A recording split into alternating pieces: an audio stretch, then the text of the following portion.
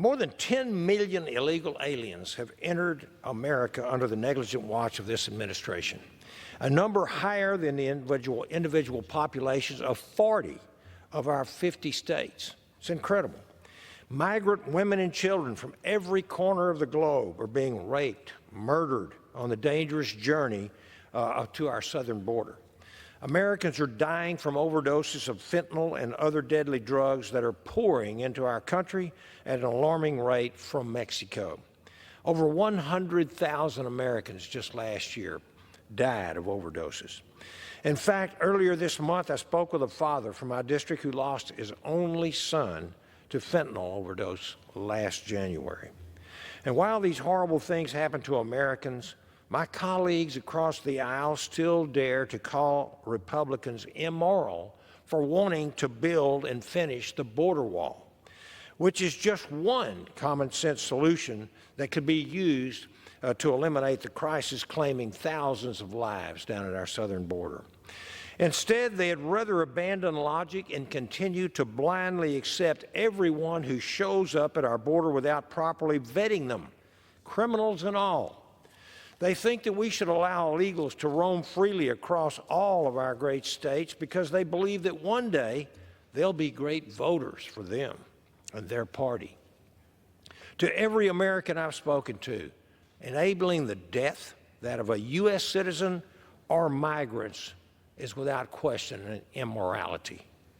But if the deaths aren't enough to warrant action by Democrats in Congress and the White House to secure the nation, how about the historic number of suspected terrorists who have been caught attempting to sneak into our country? Nearly 300 since Biden has taken office. And you can bet that some, and God only knows how many, made it successfully into the interior and are planning for another 9/11 style attack on America. A matter of when, not if. The president knows this.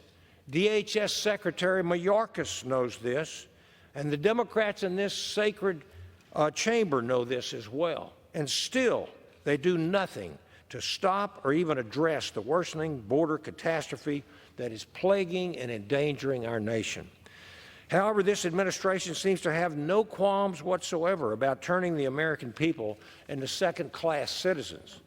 And while law-abiding Americans deal with inflation and high prices, illegal aliens are given free transportation from the border to the city in America of their choice, free medical attention when they hurt or injured or ill, free schooling for their illegal children, and much more. And if that isn't enough of a disgrace, the administration is now using public schools, airports, and national parks to house illegal aliens, all paid for by the taxpayers' dollars. What kind of president puts his own people last? I'll tell you, President Joe Biden. And it will not be tolerated, which is why I'm supporting H.R. 5283 to prohibit federal funds from being used to shelter illegals on U.S. land under the jurisdiction of federal land management agencies, illegals that we should be deporting. I've been fighting for border security since my very first day in Congress, and I will not give up until this vital task is accomplished. And this bill is a step in the right direction. Border security truly is national security, and the property and safety of U.S. citizens must always come first in my book, if it were only so with our president and the Democrat Party. Thank you, and I yield back.